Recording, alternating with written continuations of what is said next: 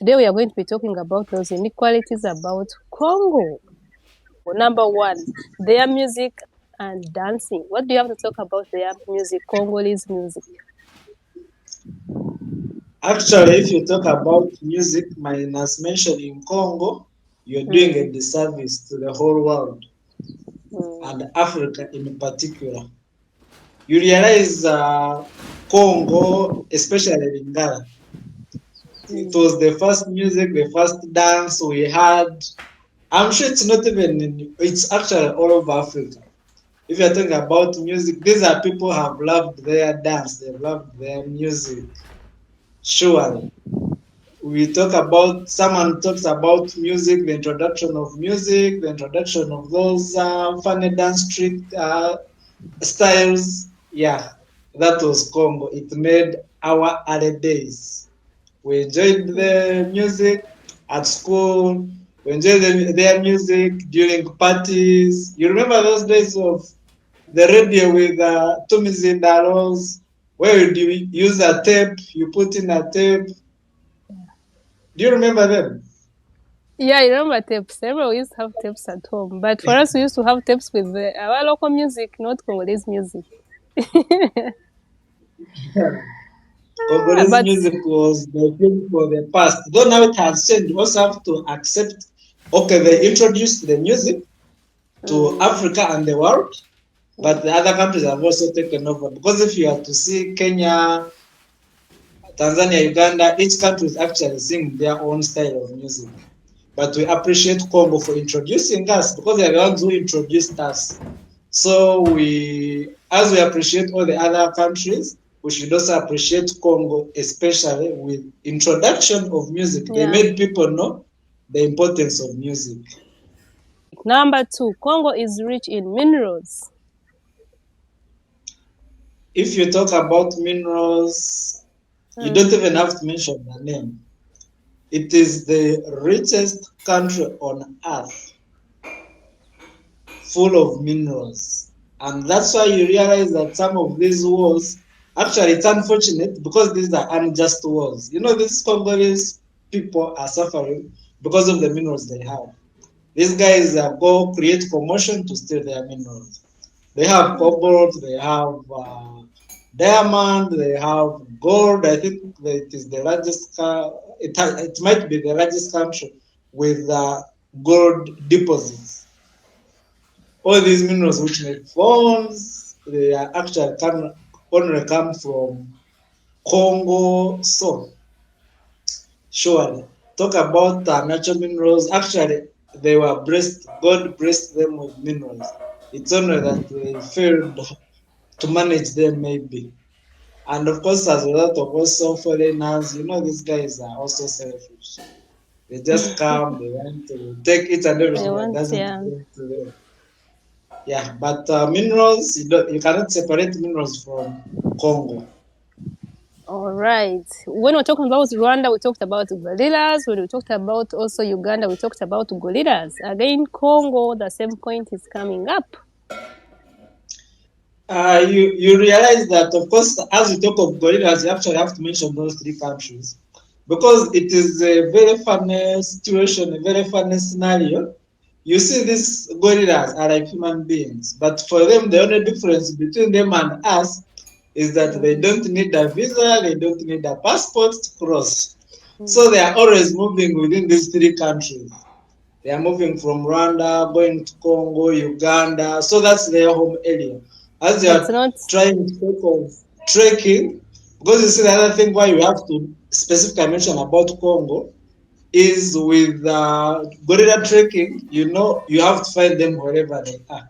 Even if you've entered through Uganda and you don't find them and you feel that your mission to come to Africa was seeing gorillas, you'll find yourself having gone to Congo to follow them where they are. So that's why you cannot mention gorillas and you also don't mention about Congo. However much you may mention about Uganda and Rwanda.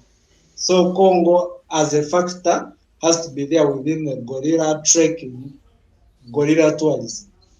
it's the deepest river in the whole world, River Congo. Where is that found? Of course, okay, you don't even have to mention about River Congo. If you say the deepest The river, deepest. Yeah.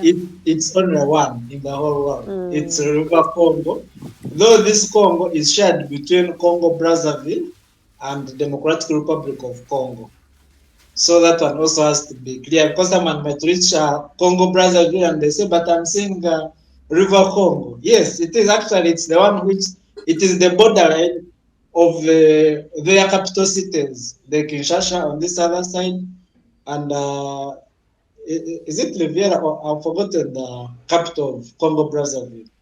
So that river makes the borderline of those two countries' capital cities, their capital cities. And it's So if different. you're, Hmm. it's different. It's different from Congo River. You know, people may confuse it with the Congo River in Kenya. No, it's very different Yeah. because the main one is this one. When you talk about River Congo, that is the one mainly associated to Congo, not this one which is named after Congo. Because I'm sure the one in Kenya was named after Congo, but this one is within Congo.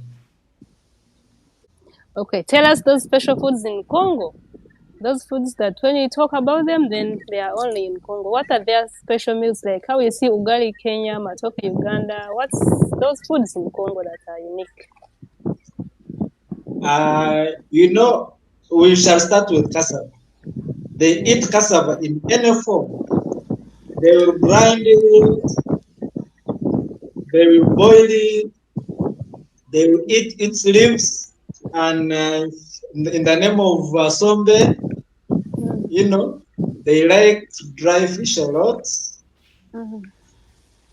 Most of their meals have got fish. You cannot do Fish. anything dry, especially dry Mm. fish. They even have some funny fish. The last time I was there, they gave me some fish called pepper fish. Okay, when you translate from French to Mm. English, it's pepper fish. But they call it, of course, their other local language. So it's such an interesting area. You can't talk about Congolese food and you don't talk about fish, you don't talk about anything that comes from cassava as a product.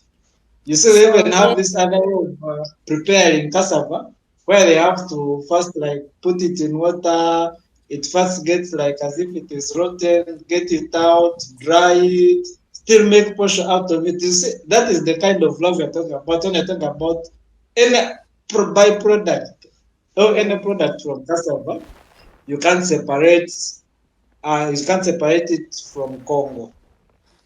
Okay. Also, their leaves, the cassava leaves.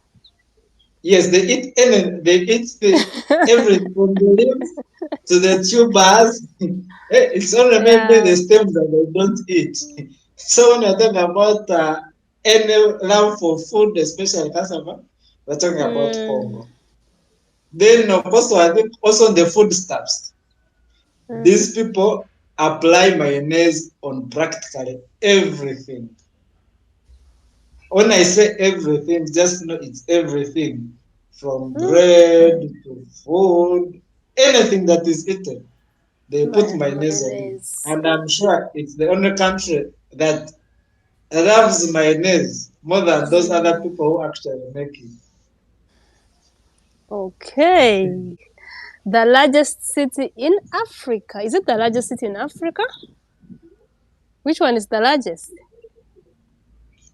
No, okay, it could be maybe, but I think when they are talking about maybe the uniqueness with the Congo capital, is I think the largest French-speaking capital Largest in the French world. speaking capital. In the It's world. what about the Yeah. country? Congo as a Yeah. country. No, Congo as a country has got other languages. It actually has more than 250 languages. I mean But if you being are the talking largest. about, yes, Being the largest country. no, it's the second You're not sure? largest. Second largest. It is the it is the largest in Mm. sub-Saharan Africa. Yes, Mm-hmm. you know Mm-hmm. Africa is made up of two. Okay, I can call them sections. Mm. There is the Sahara section, which is up that has the Arab, the Northern Africa. Then the rest down is called Sub-Saharan Africa. So Congo is the largest. When you talk about the largest country in Sub-Saharan Africa, Okay. is Congo. Then we talk about the second largest in Africa. In Africa. It is still Congo because Algeria takes over by Algeria surface is the area. first. Okay. Then you are talking about the largest French-speaking city, Kinshasa. That was actually my next point. Yeah, because you see, like it is also a bit funny to just say that, especially Kinshasa is the largest speaking city, and yet they are not the originators of the language. We all know that French comes from France. You get it? But I think why they say that it's because it has got a very bigger population compared to the other capitals, because you would be talking about Paris as the capital, which would be speaking more French because it is their language. But I think when you are comparing Paris with Kinshasa, the population density is much larger in Kinshasa than Paris. Then Congo has the largest rainforest in Africa. That's the last point. If you have anything you want to add, you will continue. Yeah, definitely. When you talk about the rainforests, there are majorly two in the whole world. The largest. We're talking about the largest. We're not talking about these small ones like ours. You know, we also have ours like here, Mabila. So Mabila cannot compete. We are talking about the Amazon and the Congo forest, rainforest. So it is the largest in Africa, largest in Africa, but the second largest in the world, because the largest I think is the Amazon. This one which passes through Brazil, those South American countries. You told me that I should add on some if you have things anything that that you want to, if there's anything that you want to add on the list before we conclude this video, you can go ahead and add it. You cannot talk about Catholicism and you don't talk about Congo, because Congo constitutes almost 50% of the Catholic population. Its population by region, 50% of the whole Congo population is Catholic. So if you are talking about Catholicism and you forget about Congo, you are sure you're doing a disservice to the region. So it is the country with the largest Catholic population in Africa.